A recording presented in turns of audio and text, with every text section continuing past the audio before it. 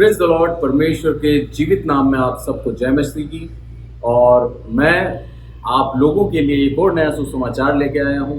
आज हम पौलुस की पत्री में से देखेंगे। पौलुस की पत्री जिसका गलातियों की पत्री में से देखेंगे और उसके तीसरे अध्याय में से आज हम बात करते हैं। आज हम सीखने की कोशिश करते हैं कि पौलुस गलातियों की कलीसिया को क्या सिखा रहा था और उन वचनों का आज हमारे जीवन में क्या महत्व है। उस समय जब पौलुस प्रभु यीशु मसीह के सुसमाचार को दुनिया में बांटता गया और प्रभु यीशु मसीह की जब उसको सच्चाई पता लगी, तब प्रभु यीशु मसीह के सुसमाचार को बांटने की जो उसके अंदर एक धुन थी, उस धुन का प्रतिफल है कि जगह जगह उसने कलीसियाओं का स्थापना करी और उन कलीसियाओं के अंदर नए नए एक पास्टर्स को वो नियुक्त करता गया और कलीसिया को पढ़ने के लिए परमेश्वर के सामने प्रार्थना करता गया। और यहाँ पर परमेश्वर के हाथों में उन कलीसियाओं को सौंप कर वो दूसरी जगह सेवकाई करने आगे बढ़ जाता था। पर जब उन कलीसियाओं के अंदर कुछ समस्याएं आती थी, जब उन कलीसियाओं के अंदर कुछ विरोधाभास आता था, तब उन कलीसियाओं को वो पत्र लिखता था और वो पत्र आज हमारे को मिले हैं। उन पत्रियों को हमने बाइबल के अंदर संजो के रखा है और ये गलातियों के नाम की एक पत्री है। यदि वो पत्र नहीं लिखता तो पौलुस ने जो सुसमाचार करे, जो समझाया, वो हमें कभी नहीं मिलता। परमेश्वर की योजना थी कि वो हमें आज ये सिखाना चाहता है कि जो तुम कलीसियाओं के अंदर आज भ्रम में पड़ जाते हो, जिन बातों को लेके तुम उलझ जाते हो, उन बातों में ना उलझो। पौलुस के आधार पर सर्वप्रथम यदि हम अपने जीवन को बचाना चाहते हैं तो हम व्यवस्थाओं से बढ़कर विश्वास के ऊपर जोड़ दें, क्योंकि पौलुस चाहता है और पौलुस ही कहता है कि यदि तुम व्यवस्थाओं में पढ़कर विश्वास को अहमियत नहीं देते तो तुम व्यवस्था से अपने जीवन को नहीं बचा सकते।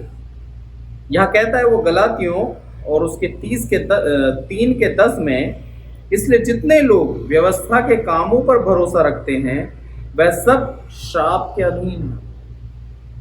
कैसे हो सकता है?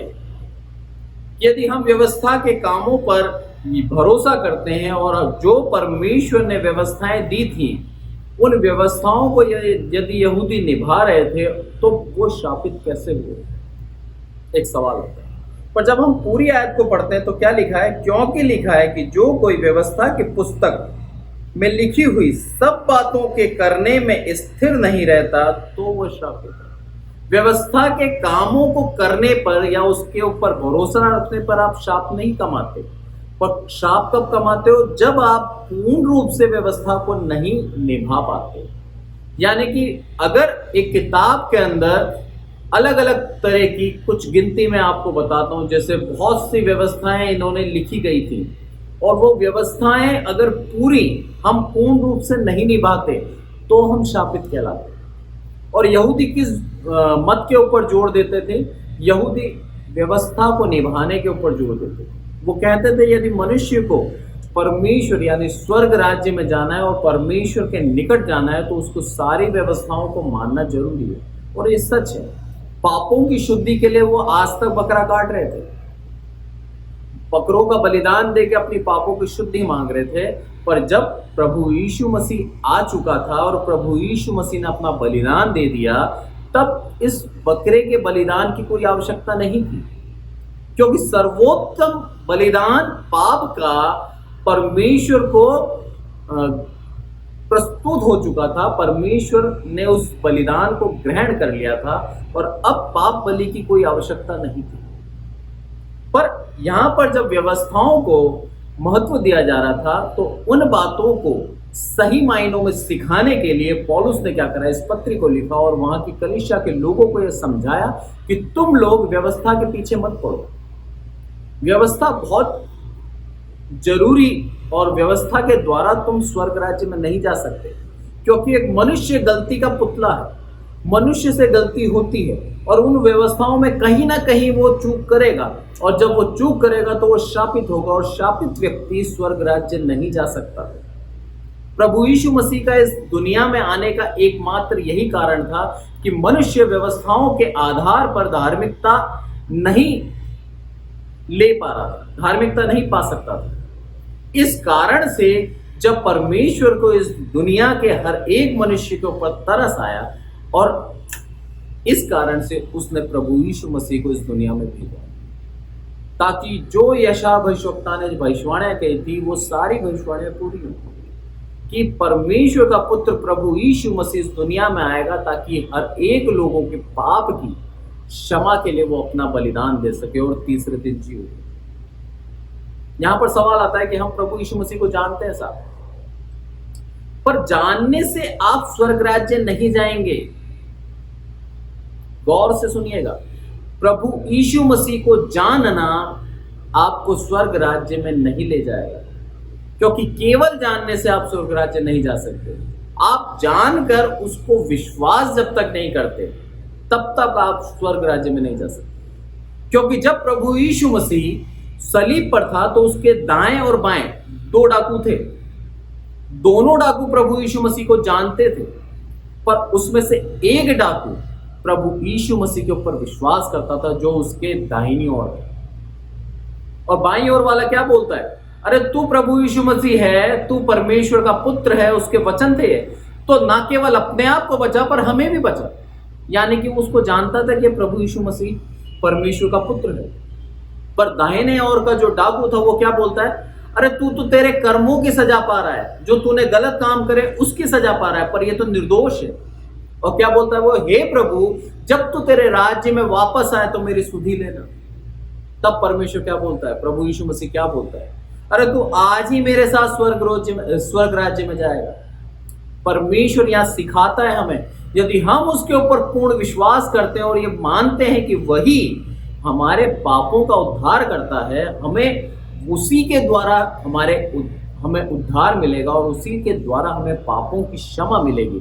तो आज मैं आपको दावे से कहता हूं, यदि आप इस बात पे पूर्ण विश्वास करते हैं तो आपको स्वर्ग राज्य जाने से कोई नहीं रोक सकता। भले ही आपने सारी व्यवस्था का पालन किया हो या कुछ व्यवस्था आपसे छूट गई हो, क्योंकि परमेश्वर का अनुग्रह उसी के द्वारा हम स्वर्ग राज्य जाएंगे। हमारे कामों से यदि हम स्वर्ग राज्य जा सकते तो प्रभु यीशु मसीह को इस दुनिया में आने की जरूरत नहीं थी, क्योंकि दुनिया के अंदर प्रभु यीशु मसीह का आगमन बहुत ही बाद में हुआ है। मूसा ने सब लोगों को बचाया, इस्राएली जाति को चुन लिया गया, परमेश्वर ने इस्राएली जाति को आशीष दी, मूसा के बाद उनको व्यवस्था भी दी गई और उन व्यवस्थाओं के ऊपर पालन करने के लिए उनको हजारों साल भी दिए गए कि तुम व्यवस्थाओं का पालना करो और तुम स्वर्ग राज्य में जाओ। पर उसके बावजूद भी व्यवस्था में कहीं ना कहीं वो क्या करते थे, चूक करते थे। इन कारण से जब परमेश्वर ने देखा कि मनुष्य व्यवस्था की पूर्ण रूप से पालना नहीं कर सकता, इसीलिए उसको तरस आया मनुष्य के ऊपर, और वो नहीं चाहता था कि एक भी मनुष्य या फिर मनुष्य जाति पूर्ण रूप से नरक में जाए।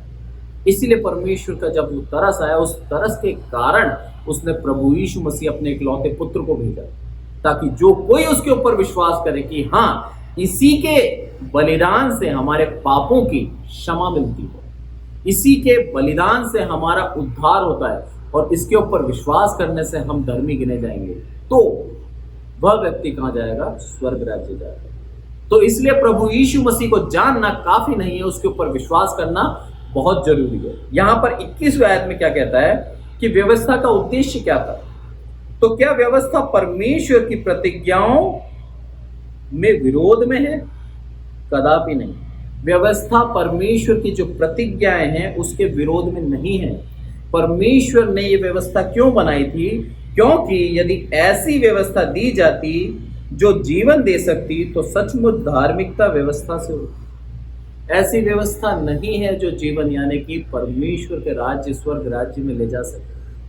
यदि ऐसा होता तो सब के सब व्यवस्था को पालन करके, व्यवस्थाओं का पालना करके धार्मिकता प्राप्त कर लेते और वो स्वर्ग राज्य में चले जाते। परंतु या 22वीं आयत कहती है, पवित्र शास्त्र ने सबको पाप के अधीन कर दिया, क्योंकि इन व्यवस्थाओं के आधार पर हम जो पवित्र शास्त्र जब पढ़ते हैं तो हम सारे के सारे क्या हो गए, पापी गिने गए। हम सब ने व्यवस्था का उल्लंघन किया, हम सब ने व्यवस्था को पूर्ण रूप से नहीं माना, और नहीं माना तो हम क्या बन गए? पापी बन गए, ताकि वह प्रतिज्ञा जिसका आधार यीशु मसीह पर विश्वास करना है, विश्वास करने वालों के लिए पूरी। अरे उसका आधार क्या है? प्रभु यीशु मसीह पे विश्वास करना, ये है प्रतिज्ञा। क्या लिखा है कि परमेश्वर की प्रतिज्ञाओं का विरोध में है क्या व्यवस्था? नहीं। प्रतिज्ञा क्या है? प्रभु यीशु मसीह के ऊपर विश्वास करना। यदि हम प्रभु यीशु मसीह पे विश्वास करते हैं तो जितने भी विश्वास करने वाले वो सब विश्वास के द्वारा धर्मी गिने जाएंगे, क्योंकि प्रभु यीशु मसीह हमारे पापों के लिए बलिदान दिया, उसने हमारे पापों की क्षमा उसके लहू से है, हमें उद्धार उसके बलिदान से मिलता है। जब हम विश्वास करते हैं प्रभु यीशु मसीह के ऊपर पूर्ण रूप से, तो परमेश्वर का अनुग्रह हम पर बना रहता है, परमेश्वर हम पर दया करता है, और उस दया से हमारी गलतियों को क्षमा कर देता है, और उस क्षमा के द्वारा ही हम स्वर्ग राज्य में जा सकते हैं। क्योंकि कई एक उदाहरण दिए हैं इसके अंदर जहां पर प्रभु यीशु मसीह ने व्यवस्था का ऐसा नहीं बोला कि व्यवस्था मत मानो आप, पर उसको प्राथमिकता ना देते हुए विश्वास को प्राथमिकता दिया। यदि आपके अंदर विश्वास पूर्ण रूप से प्रभु यीशु मसीह पर हम विश्वास करते हैं, तो हम प्रभु यीशु मसीह के साथ स्वर्ग राज्य में जा सकते हैं। क्योंकि यहाँ पर जब हम मत्ती को पढ़ते हैं तो वहां पर लिखा है प्रभु यीशु मसीह व्यवस्थाओं पर लोप करने नहीं आए, बल्कि उनको उजागर करने आए, उनको सही मायनों में बताने आए कि सच में व्यवस्था क्या थी। यहाँ पर कहीं भी ऐसा पौलुस भी नहीं बोलता कि व्यवस्था ना माने, पर यह बताता है कि हम व्यवस्थाओं को लेकर धार्मिकता नहीं हासिल कर सकते। क्योंकि गलातियों की जब कलीसिया के अंदर ये पत्र लिखता है तो वहां पर वही पंथ जो यहूदियों अपना रहे थे इतने सालों से, प्रभु यीशु मसीह पे विश्वास करने वाले लोग भी उन्हीं कल्चर में वापस जा रहे थे। अरे उस कल्चर से छुटकारे के लिए तो प्रभु यीशु मसीह ने हम बलिदान दिया, अब वापस उसी कल्चर में हम वापस जा रहे थे। इसीलिए व्यवस्था के बारे में अच्छी तरह समझा के पौलुस ने लिखा, ताकि हम व्यवस्था के पीछे ना चलकर प्रभु यीशु मसीह के ऊपर विश्वास करें, अपने पूर्ण रूप से अपने जीवन को उसके अधीन कर दें। तब प्रभु यीशु मसीह की जब व्यवस्थाओं को हम मानेंगे, प्रभु यीशु मसीह के अधीन अपने जीवन को हम करेंगे, तो ऑटोमेटिकली हम व्यवस्थाओं को मानने लग जाएंगे। क्योंकि प्रभु यीशु मसीह हमें यही सिखाता है कि हम उसके ऊपर विश्वास करें, क्योंकि उसके ऊपर विश्वास करने से हमें जीवन मिलेगा। क्योंकि आगे जब हम पढ़ते हैं तो जब प्रभु यीशु मसीह को बातों से कुछ चेले जब उसको छोड़ के चले गए, वो चेले करीबन 70 चेले थे, जब छोड़ के चले गए तो प्रभु यीशु मसीह के जो 12 चेले थे उनसे प्रभु यीशु मसीह ने बोला, क्या तुम भी मुझे छोड़कर जाना चाहते हो क्या? तब पतरस क्या बोलता है, हे प्रभु, अनंत जीवन की बातें तो तेरे पास है, अरे हम तुझे छोड़ के कहाँ जाएं? तू ही तो है जो हमें अनंत जीवन तक ले जा सकता है। ये विश्वास उसको स्वर्ग राज्य लेके जाए। आज हम यदि स्वर्ग राज्य जाना चाहते हैं, आज यदि हम परमेश्वर के ऊपर पूर्ण विश्वास करते हैं, तो मैं निश्चित रूप से कहता हूँ आप स्वर्ग राज्य जरूर जाएंगे। प्रभु यीशु मसीह अपने वचनों से हमें कई माध्यम से सिखाता है कि हम विश्वास करेंगे तो बड़े बड़े आश्चर्य कर्म कर सकते हैं। यदि हम उसके ऊपर पूर्ण विश्वास करते हैं तो हमारी कैसी भी बीमारी क्यों ना हो, उस बीमारी की चंगाई प्रभु यीशु मसीह के हाथ में। हर एक अवस्था को सुधारने की शक्ति उसके हाथ में। यदि हम उसके ऊपर पूर्ण विश्वास करते हैं तो लिखा है, यदि तुम विश्वास करते हो और कहो कि ये पहाड़ यहाँ से हट जाए तो वो हट जाएगा। ये विश्वास की ताकत है। उस विश्वास की ताकत को वो समझाता है, उसकी सामर्थ्य को वो दिखाता है। विश्वास के साथ उसने जब प्रार्थना करके बड़े बड़े आश्चर्य कर्म करे, वो दिखाता है। परमेश्वर से प्रार्थना करके वो सारे काम किया करता था। जब उसने 5000 को खिलाया तब भी हाथों में रोटी लेके प्रार्थना करी और विश्वास किया कि परमेश्वर इन 5000 व्यक्ति को ये 2 मछली 5 रोटी से तू खिला सकता है, और खिलाया। ये है विश्वास की ताकत। यहाँ पर भी पौलुस यही बताता है कि तुम विश्वास में स्थिर रहो, विश्वास में तुम दृढ़ रहो, तो तुम्हारे जीवन के अंदर कभी भी कोई परेशानी मुसीबत कितनी भी आए तुम उससे बाहर निकल जाओगे। क्योंकि विश्वास हमें जीवित रखता है, विश्वास हमें शक्तिशाली बनाता है, और विश्वास से हम सामर्थ्य बनते हैं। बड़े बड़े कार्य हम विश्वास के द्वारा कर सकते हैं। एक आयत को और हम पढ़ेंगे, इसके गलातियों का ही पढ़ते हैं। गलातियों 3:6 में क्या बोलता है? अब्राहम ने तो परमेश्वर पर विश्वास किया, वह उसके लिए धार्मिकता गिनी गई। अरे धार्मिक बनना चाहते हैं हम तो विश्वास करना जरूरी है। परमेश्वर के ऊपर पूर्ण विश्वास किया अब्राहम ने, और अब्राहम को परमेश्वर ने बोला मैं तेरे को वाचा का एक देश दूंगा। अपने पिता की भूमि में से, अपने पिता की जहां वो रहता था वहां से उसको 1 स्क्वायर फुट की जमीन लेने नहीं दी, और बोलता है मैं तुझे वाचा का देश दूंगा। अब्राहम ने परमेश्वर की बातों पर विश्वास किया और सब कुछ, सारी धन संपत्ति, सारी प्रॉपर्टी अपने जो पिता की थी उन सबको छोड़कर, अपने नातेदार को छोड़कर, अपने रिश्तेदारों को छोड़कर वो चला गया वहां से। ये है विश्वास। और उस विश्वास का प्रतिफल देखिए, परमेश्वर ने जब उसको वादा किया था कि मैं तेरे वंश को भी ये जमीन और ये सब कुछ मैं तेरे देश, एक वाचा का देश दूंगा, और उसके बाद तेरे वंश तक को वो स्थिर बना रहेगा। जब वो प्रतिज्ञा करी परमेश्वर ने, तब अब्राहम के एक संतान भी नहीं, उससे पहले उसको बोल जाता तेरे वंश को भी मैं आशीषित करूंगा और इस जगह पे स्थिर करूंगा। और वो जगह कौन थी? वो जगह इस्राएल, जहां पर वो यहूदी लोग रहते थे, वही वो जगह थी। अब्राहम के जाने के हजारों साल बाद भी उस जगह पे इस्राएली लोग, उसके वंशज, अब्राहम के वंशज वहां स्थिर थे। ये परमेश्वर की प्रतिज्ञा है। और ये प्रतिज्ञा क्यों पूरी हुई? क्योंकि अब्राहम ने उसके ऊपर विश्वास किया। जब हम उसके ऊपर पूर्ण विश्वास करते हैं तो उसकी जो सारी वाचाएं हैं जो वो हमसे बांध देता है विश्वास के द्वारा, उस विश्वास के द्वारा जो उसके प्रॉमिसेस हैं वो सारे हमारे जीवन में पूरे होते हैं। क्योंकि उसने बोला यदि तू मेरे पे भरोसा करता है और अपना परमेश्वर करके मुझे ग्रहण करता है तो मैं तेरी सारी आवश्यकताओं को पूरा करूंगा। मेरे अलावा यदि तू किसी और के सामने नहीं झुकता तो मैं तेरी सारी आवश्यकताओं को पूरा करूंगा, तेरी सुरक्षा करूंगा, तेरे को मैं आशीष दूंगा और तेरे बाद तेरे वंश को आशीष दूंगा। यह है विश्वास की ताकत। यदि हम पूर्ण रूप से परमेश्वर के ऊपर विश्वास करते हैं, उसके पुत्र प्रभु यीशु मसीह पे विश्वास करते हैं, तो वो इतना सामर्थ्य है, ना केवल हमें आशीष देगा, हमारे बाद हमारी जनरेशन टू जनरेशन आशीष पास ऑन होती जाएगी, आशीष आगे बढ़ाता जाएगा। हजारों साल बाद भी इसराइलियों का आज भी जो अब्राहम के वंशज हैं, जो गिनती में आज बालू के किनकों से अधिक हैं, क्योंकि हर एक विश्वासी जो प्रभु यीशु मसीह पे विश्वास करता है वो अब्राहम की संतान कहलाता है। परमेश्वर की प्रतिज्ञा पूरी हुई सिर्फ और एक विश्वास के द्वारा। आज यदि हमें हमारे जीवन के अंदर आशीष चाहिए, आज यदि हमें हमारे जीवन के अंदर आवश्यकताएं जो भी हमारी पूरी कर रहा है प्रभु यीशु मसीह, वो सिर्फ इस कारण कर रहा है क्योंकि हम उसके ऊपर विश्वास करते हैं। और यदि हम विश्वास नहीं करते तो हम प्रभु यीशु मसीह के संतान होने के लायक नहीं है। क्योंकि लिखा है जो उसके ऊपर शक करता है वो शाप करता है, उसके ऊपर वो पाप करता है, उसके ऊपर शापित है वो, यदि कोई उसके ऊपर शक करता है। पर उसके बावजूद भी मनुष्य होने के कारण कई बार हमारे अंदर संदेह आता है। अरे प्रभु यीशु मसीह के चेले प्रभु यीशु मसीह के साथ रहते तो उसके बाद भी उनको अंदर संदेह था, क्योंकि परमेश्वर बहुत ही शक्तिशाली है, परमेश्वर बहुत ही महिमावान है। हम उसके ऊपर शक संदेह ना करें, परमेश्वर से यही प्रार्थना करें, हे प्रभु तू मुझे इस लायक बना कि मेरा विश्वास दिन ब दिन तेरे ऊपर दृढ़ होता जाए और मैं तेरे ऊपर संदेह ना करूं।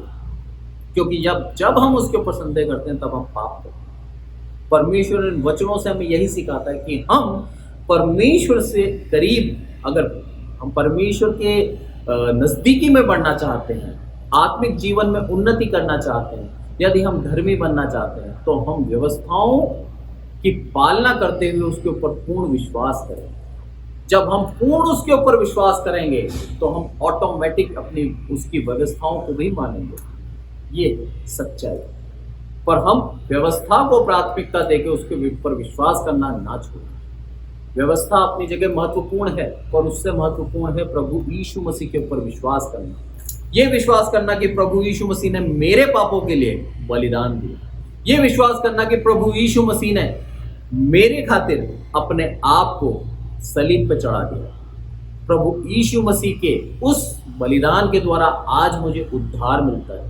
प्रभु यीशु मसीह पे विश्वास करने से आज मैं धर्मी गिना जाता हूँ और प्रभु यीशु मसीह के अनुग्रह से मैं स्वर्ग राज्य में जाऊँगा। ये है विश्वास। प्रभु यीशु मसीह इन वचनों से हमको आशीषित करे और हमको ये सिखाए कि हम केवल उसके ऊपर विश्वास करना सीखें, उसको अपना प्रभु करके ग्रहण करें। परमेश्वर इन वचनों से हम सबको आशीषित करें। धन्यवाद। Praise the Lord. आइए प्रार्थना करें। हे हमारे प्रभु, जितने लोगों ने भी ये वचन को सुना है, जितने लोग भी ये वचन को सुनेंगे मेरे प्रभु, हर एक के जीवन में मेरे प्रभु विश्वास की प्राथमिकता आप बता, विश्वास की अहमियत आप बता। मेरे प्रभु, विश्वास से आपने बड़े बड़े आश्चर्य कर्म किए। विश्वास के द्वारा ही मेरे प्रभु वो डाकू भी उसी दिन आपके साथ स्वर्ग राज्य में पहुंचा। ईश्वर मेरे प्रभु, आपके ऊपर जब हम विश्वास करते हैं तो हमारे विश्वास के अंदर संदेह ना हो ईश्वर, पूर्ण रूप से हम आपके ऊपर विश्वास करने वाले बने ईश्वर, और सिर्फ आपके ऊपर विश्वास करने वाले बने। मेरे प्रभु, आपके वचनों को हम सही रूप से सीखें और सही रूप से हम आप लोगों तक पहुंचाएं ईश्वर। हम पे दया करना ईश्वर। सब कुछ आपके हाथों में सौंपते हैं ईश्वर। मेरे प्रभु, इस पेंडेमिक के समय, इस दौर में जब हर एक व्यक्ति रोग से ग्रसित है, हर एक व्यक्ति किसी ना किसी बात से ग्रसित है, मेरे प्रभु जॉब ना होने का डर, आर्थिक समस्या, मेरे प्रभु हर एक प्रकार से आपकी आवश्यकता है मेरे प्रभु। हमें ऐसा मन देना कि हम पूर्ण रूप से आपके ऊपर आश्रित रहें, आपके ऊपर भरोसा रखें। और मेरे प्रभु, आपकी जो प्रतिज्ञा है हमारे प्रति कि मैं तेरी हर एक आवश्यकता को पूरा करूंगा, मैं तेरी सुरक्षा करूंगा, मैं तेरे को संभालूंगा, उसका आप हमारे जीवन के अंदर उस आधार पर हमें संभालेंगे। मेरे प्रभु, आपके ऊपर ही हम विश्वास करने वाले एक अच्छे विश्वासी बने ईश्वर। लोग बाग हमारे चरित्र को देखते, लोग बाग हमारे जीवन शैली को देख के कहें कि ये प्रभु यीशु मसीह के ऊपर विश्वास करने वाले एक धर्मी जन है ईश्वर। सब कुछ आपके हाथों में सौंप दो ईश्वर। यदि कोई बीमार व्यक्ति इस समय में प्रभु इस वचन को सुनता है तो उसकी बीमारी को आप चंगा करें ईश्वर। यदि कोई नीडी व्यक्ति इस वचन को सुनता है तो उसकी जरूरतों को आप पूरा करें ईश्वर, और उसके अंदर आपके प्रति जो विश्वास है उसको बढ़ाएं ईश्वर। प्रभु यीशु मसीह के नाम से मांगते हैं, आमीन। धन्यवाद।